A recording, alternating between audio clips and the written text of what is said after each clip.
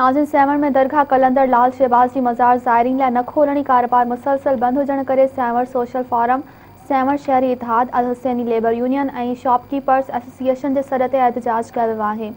Report करे रहियो आहे के बुर्दी। जी तो सूफ़ी बुजुर्ग हज़रत कलाल शहबाज दरगाह लॉकडाउन सब बंद पियल है। जो पोरे तबको है, मजदूर तबको है, उन्हनि जो रोज़गार है सेवण के ज़ायरीन से जेके ज़ायरीन अचन था ॿाहिरां उन्हनि सां सलाडियल है। दरगाह बंद हुजण के खिलाफ़ सेवण के civil society, Sehwan social forum, शहरी इतिहाद ऐं ॿिया जेके समाजी तंज़ीमूं उन्हनि एहतजाजी मुज़ाहिरो करे बुख हड़ताल कई है।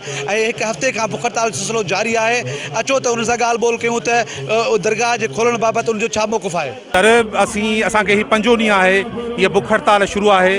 बुख हड़ताल में सेवण सजा क्रीम, सानावंद ऐं सिविल सोसाइटी ऐं मुख़्तलिफ़ मकतब फ़िक्र से ताल्लुक़ रखंदड़ सब सेवण जा जेको सो आहे तंज़ीमूं हिन बुख हड़ताल में शामिल आहिनि। हीअ ईअं सम्झो त सॼे शहर जो एहतजाज है। सेवण शहर तमाम मिसकीन ऐं ग़रीब ऐं अमुन वारो शहर है।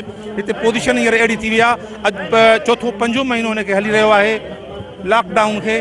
पर असो जो कारोबार है सेवण वासियों जो, असो दरगाह लाल शहबाज जी जेके ज़ायरीन ईंदा आहिनि उहा खुलियल हूंदी आहे, तो उन ज़ायरीन ते हिते गुज़र सफ़र होंगे है, कारोबार उन ते होंदो आहे। हिन महिल ताईं जो दरगाह ना है खोली वही। तव्हांजो फ़ैसिलो जॾहिं करे चुका हो इन वबा सां गॾु असांखे जीअणो आहे त इन सिलसिले के गॾु खणी हलो। इंसानी जाप बि त उन सां गॾु रहे, माना इंसानी जापे खां हटी करे तव्हां सेवण जे अंदर भी 2 ब्लॉकनि में हिकिड़ो सिस्टम विरायो वियो आहे। माना मुआशी तौर ते हिकिड़ो पासो तव्हां ॾिसो त माना पुरानो पासो आहे, माण्हू रोज़ी कनि पिया ऐं सुठी ॻाल्हि आहे, इनखे असां एप्रिशिएट कयूं था।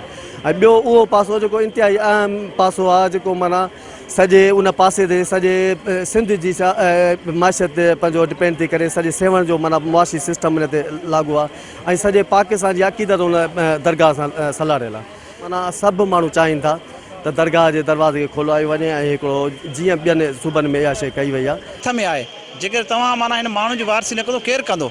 अॼुकल्ह तव्हांजे माण्हू पोयां आहिनि। असां अपील था कयूं चीफ मिनिस्टर सिंध के फौरन दरगाह खोलियो, हिन मसइले के सीरियस वठो। माण्हू फाका कशी ते परेशान आहिनि। साईं मुराद अली शाह असांजो मौसन असां सेवण जे तक जो साईं MP ऐं वज़ीर आला आहे, उनजे हुकुम तहत असां 5 महीना सेवण जे माण्हुनि सिंध हुकूमत सां निभायो आहे। ऐं असांखे अफ़सोस आहे हींअर त असां ॾाढा परेशान हाल आहियूं सिंध जा माण्हू। ऐं असां सेवण जे माण्हुनि जो जेको रोज़गार जो सिलसिलो आहे कलंदर जे ज़ायरीन सां आहे, कलंदर लाल शहबाज ज़ायरीन सां। ऐं 5 महीननि खां कलंदर लाल शहबाज जो दरवाज़ो बंदि आहे ऐं हींअर सेवण जा माण्हू तमामु बुख ऐं बदहाली जे वर चढ़ी विया आहिनि। जी त बुख हड़ताल ते वेठल समाजी सियासी वर्कर ऐं पोरे तबको ने मुतालबो कयो आहे सिंध हुकूमत के त दरगाह कलाल शहबाज के SOP तहत खोलियो वञे, जीअं हितां जा जेके पोरे तबको है वो पंहिंजो गुज़र सफ़र करे सघनि। कैमरामैन अताला सियाल सां गॾु KK बुर्दी, मेहरान TV, सेवण शरीफ।